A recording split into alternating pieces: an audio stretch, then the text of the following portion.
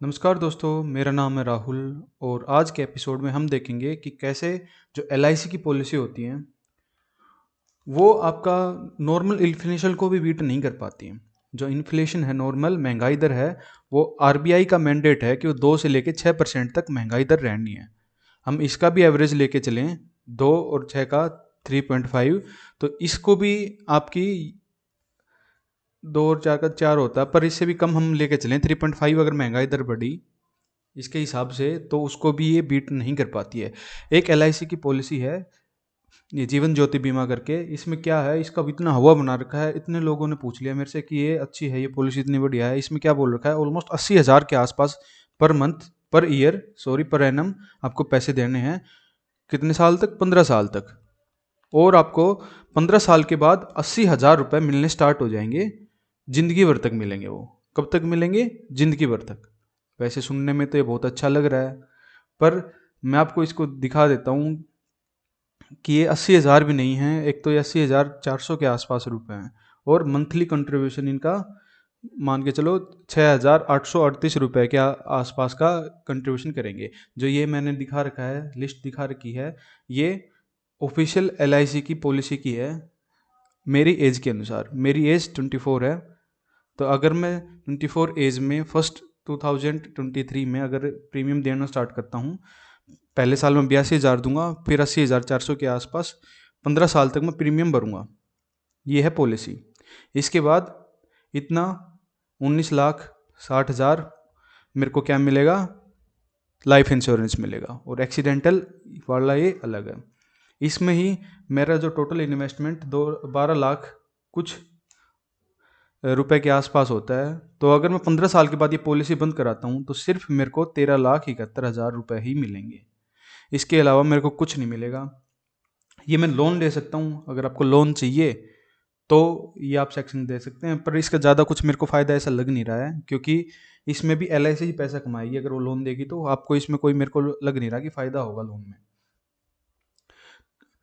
और इसके बाद ये क्या कह रहे हैं कि अगले 15 साल तक ये देंगे आपको 80,000 रुपये। अदर इन्होंने वैसे बोल रखा है कि पूरी ज़िंदगी भर देंगे, पर अगले 15 साल तक ये आपको 80,000 रुपये ही देंगे।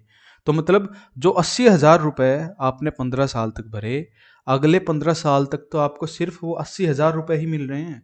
80,413 रुपये भरे थे आपने, इसमें से 413 रुपये कम करके ही मिल रहे हैं आपको, कुछ ना कुछ कम करके ही मिल रहे हैं। तो 30 साल तक तो ऑलमोस्ट आपका रिटर्न मान लो जीरो ही है, अगर आप पैसे नहीं निकलवाते हैं तो। अगर पैसे निकलवा देते हैं तो ये आपकी मैच्योरिटी अमाउंट होगी, और ये मैच्योरिटी अमाउंट मैं आपको दिखा दूंगा। ये ऑलमोस्ट 30 साल के बाद यहाँ आपकी जो फाइनल वैल्यू होगी, अगर 30 साल के बाद आप पॉलिसी बंद करवाते हैं तो 35 लाख आपको मिलेंगे, और 12 लाख आप विड्रॉ कर लोगे। ये 12 लाख उससे भी कम है जो आपने भरे थे। 12 लाख मैंने जैसे बताया 2,000 कुछ रुपए आप भरोगे, और वही आप टोटल विड्रॉ करोगे, और टोटल आपका इन्वेस्टमेंट 30 साल में 35 लाख। 30 साल में 35 लाख, 30 साल में 35 लाख, सिर्फ यही है। ये आपका नॉर्मल इन्फ्लेशन भी बीट नहीं कर पाता है। कैसे? मैं आपको दिखाता हूँ कि जो फिलहाल 80,000 आप भर रहे हो, वो 15 साल के बाद आपको 80,000 मिलने स्टार्ट होंगे।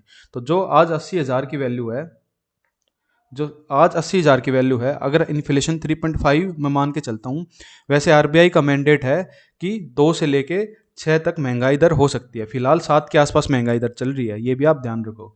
तो हिस्टोरिक जो महंगाई दर की एवरेज है वो 7 के आसपास ही है।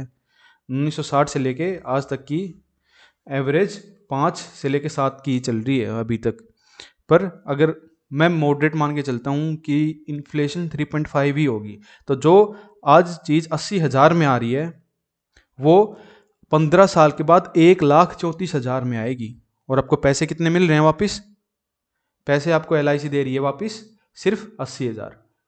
और ये महंगाई आगे आगे कम तो होगी ही नहीं। जैसे जैसे समय बढ़ेगा ये महंगाई बढ़ेगी ही, इसकी वैल्यू कम होती जाएगी, रुपए की वैल्यू कम होती जाएगी आपकी, और रुपए आपको उतने ही मिलेंगे। ज़्यादा तो मिल ही नहीं रहे, ज़्यादा तो मिल ही नहीं रहे ना। ये आपको दे रहे हैं 80,000, और उस टाइम पे 1,34,000 में आएगी चीज़। ये तो मैं कम मान के चल रहा हूँ। जब 3.5, अगर मैं इसको 4 या 5 कर देता हूँ महंगाई दर को, तो ऑलमोस्ट 1,60,000 हो जाता है। जो चीज़ 80,000 में आ रही है वो 15 साल के बाद 1,60,000 में आएगी। ये आप कैलकुलेट भी कर लो कि पहले कितनी सस्ती चीज़ें आती थी और अब कितनी महंगी आ रही हैं। दूसरा लोग किसके लिए लेते हैं LIC को? लाइफ इंश्योरेंस कंपनी है तो इंश्योरेंस के लिए ही ज़्यादा इसको लेते हैं कि इंश्योरेंस मतलब अगर हमारी डेथ हो जाएगी तो उसकी भी सेफ्टी रहेगी और रिटर्न भी मिल जाएगा। तो इसका मैं आपको बता देता हूँ कि क्या अल्टरनेट हैं, क्या हम ले सकते हैं और क्या उनके अपने अपने हर इन्वेस्टमेंट के रिस्क होते हैं। इन्वेस्टमेंट वैसे LIC के भी अपना रिस्क है क्योंकि LIC भी एक अब पब्लिक लिस्टेड कंपनी हो गई है। LIC का भी कुछ पैसा, कुछ क्या 80,000 करोड़ रुपए के आसपास अदानी के जो शेयर हैं उनमें LIC ने डाल रखा है। और फिलहाल तो इसका जब अदानी के शेयर ऑलमोस्ट 80% के आसपास ऑल टाइम हाई से करेक्ट हो गए हैं, उसके बाद भी LIC ने अपना स्टेक इसमें बढ़ाया है। तो ये भी इन्वेस्टमेंट आपकी गवर्नमेंट की बैकिंग है, पर गवर्नमेंट भी एक लिमिट तक ही बैक कर सकता है आपको। तो इसमें भी आप थोड़ा सतर्क रहें, किसी से एडवाइस लेके एडवाइजर से उसी से ही लें। तो LIC का क्या अल्टरनेट हो सकता है? अल्टरनेट इसके 2-3 हो सकते हैं। अगर आपको सेफ रिटर्न चाहिए तो आप PPF जो आपका PF होता है उसमें डाल सकते हैं, RD में डाल सकते हैं। वो भी LIC से ये दोनों इन्वेस्टमेंट भी ज़्यादा सेफ हैं। अगर सेफ्टी आप देखोगे इनमें भी गवर्नमेंट की बैकिंग रहती है और ये भी रिटर्न LIC से बहुत ज़्यादा दे रहे हैं। RD का मैं दिखाऊंगा कि ऑलमोस्ट 10 साल का रिटर्न डबल है LIC से। और जो लाइफ इंश्योरेंस था उस फैक्टर के लिए आप वही अमाउंट इसमें से डिडक्ट करके टर्म लाइफ इंश्योरेंस आप ले सकते हैं। तो अगर आपको रिस्क ही जानना है, इन्फ्लेशन को बीट ये भी नहीं कर पाएंगे आपके, इन्फ्लेशन को आपको अगर बीट करना है तो आपको लेने पड़ेंगे म्यूचुअल फंड्स। म्यूचुअल फंड अपना एक अलग रिस्क होता है। क्या रिस्क होते हैं, पर लॉन्ग टर्म में आप जाओगे तो म्यूचुअल फंड इतना भी रिस्की नहीं है, वो मैं आपको एक अलग वीडियो में बता दूंगा। और एक मैं डिस्क्लेमर दे देता हूँ कि आई एम नॉट ए सेवी रजिस्टर्ड और ये इन्वेस्टमेंट एडवाइस नहीं है, मैं सिर्फ आपको बता रहा हूँ कि क्या अल्टरनेट हो सकते हैं। बाकी आप लें तो किसी से सलाह लेके ही लें। बाकी ये आपको इंटरनेट पर अवेलेबल है, ये मैंने खुद से नहीं बनाया है, सारा बिल्कुल ये कैलकुलेटेड है, ये आप खुद भी देख सकते हैं। जैसे इन्फ्लेशन कैलकुलेटर है, ये 3.5, इसको आप बढ़ा भी सकते हैं घटा भी सकते हैं। अगर मैं जैसे आपको बताया था इन्फ्लेशन को 5 अगर % हम कर देते हैं इन्फ्लेशन को, तो आपका जो फ्यूचर कॉस्ट है वो ऑलमोस्ट डबल हो जाती है 80,000 की। इतना फ़र्क पड़ता है, देख लो आप। तो जैसा कि मैंने बताया कि क्या अल्टरनेट हो सकते हैं। अल्टरनेट के लिए हम, जैसा मैंने बताया कि मंथली कंट्रीब्यूशन कितना मांग रहे हैं LIC वाले, मंथली कंट्रीब्यूशन मांग रहे हैं 6,838 रुपये का। इसमें से हम मान लेते हैं कि 6,000 रुपये हम करेंगे सेव और 838 रुपये का हम करेंगे टर्म लाइफ इंश्योरेंस। LIC वाले आपका इंश्योरेंस कितना करवा रहे हैं? LIC वाला इंश्योरेंस करवा रहे हैं आपका, अगर 30 साल में देखोगे तो टोटल मिला के ये 38 लाख रुपए का ही है। एक्सीडेंटल आपका अलग है, पर इंश्योरेंस आपका 38 लाख का ही है। तो अगर आप टर्म लाइफ इंश्योरेंस करवाते हो कितने का? 70 लाख का। 70 लाख का टर्म लाइफ इंश्योरेंस 65 साल की उम्र तक। आज आपकी 24 है तो आपकी 40 साल के बाद 65 होगी, याद कर लेना। तो 40 साल के बाद तक आपका इंश्योरेंस रहेगा। तो मंथली कॉस्ट कितनी रहेगी? 800 रुपये, 856, 805, 838। ये भी आप पॉलिसी बाजार की वेबसाइट पर उस पर खुद जाके चेक कर सकते हैं कि किसकी क्या पॉलिसी डिटेल है, या आप चेक करके ही लेना। पर मैं आपको बता रहा हूँ कि सिर्फ 800 रुपये में आपको कितना 70 लाख रुपए का इंश्योरेंस मिल जाएगा। और LIC सिर्फ 40 लाख का ही दे रही है, सिर्फ 800 रुपये पर मंथ में।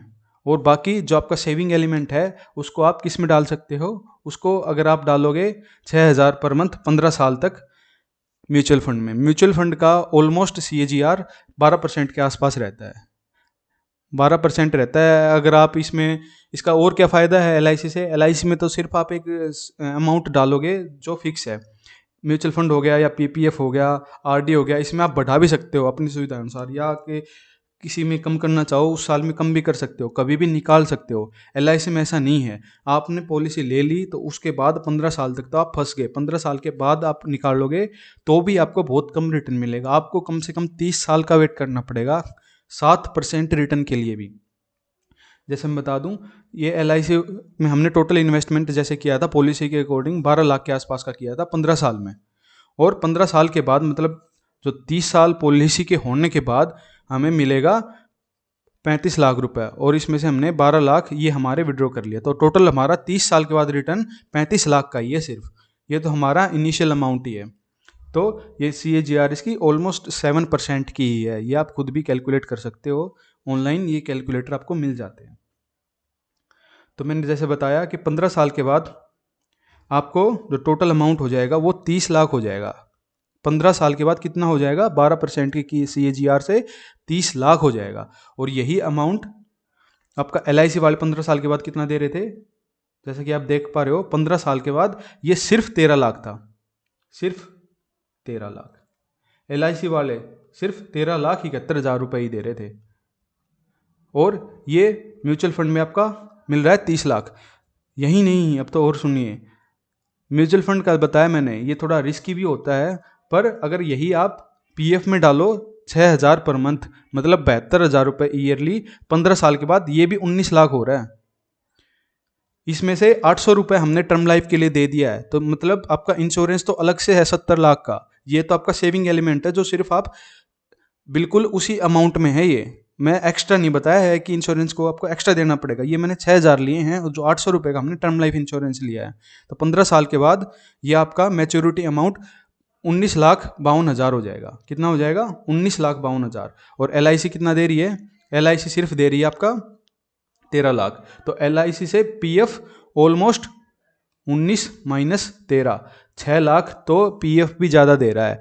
ऐसे ही मैं RD का दिखाऊं, RD में हम देखें, RD का जो कैलकुलेटर है उसने सिर्फ 10 साल का ही रिटर्न दिखाया है, तो 10 साल में 10 लाख रुपए दे रहा है RD में। अगर हम 6,000 पर मंथ इन्वेस्ट करते हैं, 6.5% की अभी फिलहाल की रेट चल रही है RD की, तो उसमें हम करते हैं तो टोटल वैल्यू आपकी 10 लाख हो जाएगी। यही LIC 10 साल में कितना दे रही है?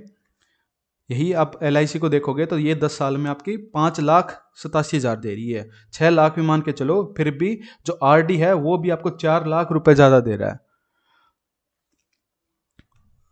तो ये तो हमारा हो गया कि 15 साल तक हमने भरे। LIC कह रहा है कि हम जिंदगी भर देंगे। अब जिंदगी भर आपको अगर वापस लेने हैं तो ये जो मेच्योरिटी अमाउंट है इसको आप चला सकते हो। एक और प्लान होता है सिस्टमेटिक विड्रॉल प्लान।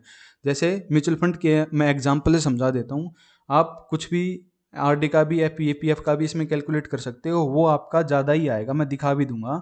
जैसे अगर 30 लाख हमने मान के चले हमारी अमाउंट होगी, 30 लाख सिस्टमेटिक विड्रॉल प्लान में हमने डाले 30,27,000, हम विड्रॉ करेंगे 10,000 पर मंथ।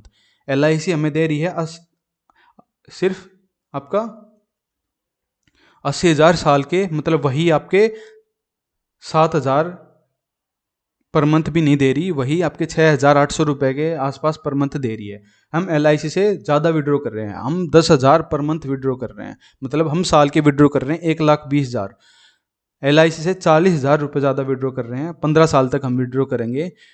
15 साल के बाद मतलब 30 साल के बाद आपकी उम्र हो जाएगी 53 साल रुपये, ऑलमोस्ट आपके रिटायरमेंट का टाइम हो जाएगा। ये रिटायरमेंट प्लान है, ये मान के चलो आप रिटायरमेंट के बाद तक भी आप चला सकते हो। जितना ज़्यादा टाइम फ्रेम रखोगे उतना ज़्यादा आपका रिटर्न ज़्यादा ही होगा, ये आप याद कर लेना। तो LIC 30 साल के बाद आपको कितना दे रही है रिटर्न? टोटल विड्रॉ कर लिया आपने 12 लाख, और फाइनल वैल्यू आपको दे रही है 35 लाख। पर ये 35 लाख 30 लाख के आसपास तो म्यूचुअल फंड में आपके 15 साल में ही हो गए थे।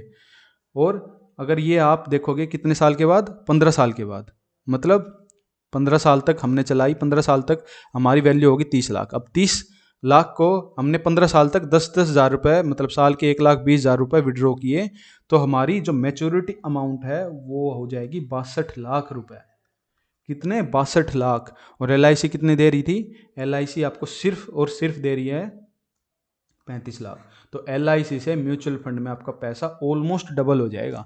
और लंबे जितना टाइम फ्रेम आप लंबा रखोगे ना म्यूचुअल फंड में, एक बात याद रखना, जितना लंबा टाइम फ्रेम रखोगे उतना ही ज़्यादा रिटर्न की प्रोबेबिलिटी रहेगी।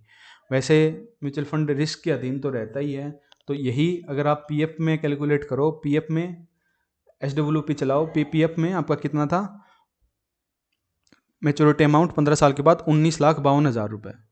19,52,000, 19,52,000 रुपये।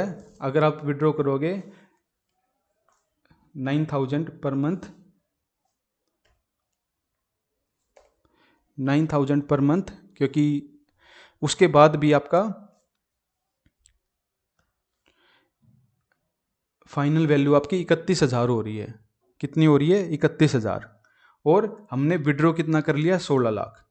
16 लाख हमने विड्रॉ कर लिया पीपीएफ में। तो लॉन्ग टाइम फ्रेम में पीपीएफ भी आपको इसको एलआईसी को बीट नहीं कर पा रहा है, ये भी ऑलमोस्ट बराबर चल रहे हैं। मैं ये बता रहा हूँ कि आप इसमें पैसे फंसा दोगे तो जितना एलआईसी में क्या हो रहा है, एलआईसी में आपके पैसे फंस रहे हैं। और पीपीएफ में आप बढ़ा भी सकते हो अपनी सुविधा अनुसार। अगर आपकी सैलरी जैसे जैसे बढ़ेगी, ऐसा तो है नहीं कि सैलरी आपकी इतनी ही रहेगी, जैसे जैसे आपकी सैलरी बढ़ेगी वैसे वैसे आप पीएफ में कंट्रीब्यूशन बढ़ाओगे तो उतना रेट आपका ज़्यादा रिटर्न मिलता रहेगा। अगर किसी साल बाई चांस मान लो आपको कुछ दिक्कत आ गई तो यहाँ से आप पैसा निकलवाओगे तो सिर्फ आपको 19 लाख रुपए ही मिलेंगे। कितने? 15, 16, 17, 18 साल के बाद सिर्फ 19 लाख रुपए। 12 लाख हमने इन्वेस्ट कर दिया और सिर्फ 7 लाख का रिटर्न। ऐसे ही अगर पीएफ में आप कराओगे तो यहीं पर आपको 19 लाख मिल जाएगा। इसका आप कुछ भी कर सकते हो, आप अपनी सुविधा अनुसार कुछ भी कर सकते हो इसका। तो ये इसीलिए मैं आपको बता रहा था, सेम आरडी का है, सेम उसका है, पर इन्फ्लेशन को आपको बीट करना है तो ना तो एलआईसी कर पाएगी, ना पीएफ कर पाएगा, ना आपकी आरडी कर पाएगी। मार्केट, शेयर मार्केट में आपको डालना ही पड़ेगा पैसा। किसके लिए? इन्फ्लेशन को बीट करने के लिए। ये मैंने आपको दिखा दिया है। अगर आपको कुछ बात समझ में ना आए तो आप कमेंट करके बता सकते हैं, मैं आपको अलग से एक वीडियो बना दूंगा, या फिर आपको कोई दूसरी पॉलिसी का ब्रेकअप चाहिए तो वो अब मैं आपको बता दूंगा। बाकी अगर आपको म्यूचुअल फंड लेना है तो वो रिस्क तो उनमें रहता ही है, क्योंकि मार्केट के अनुसार म्यूचुअल फंड चलता है। तो ये आप किसी ब्रोकर वगैरह से पूछताछ करके ही लें।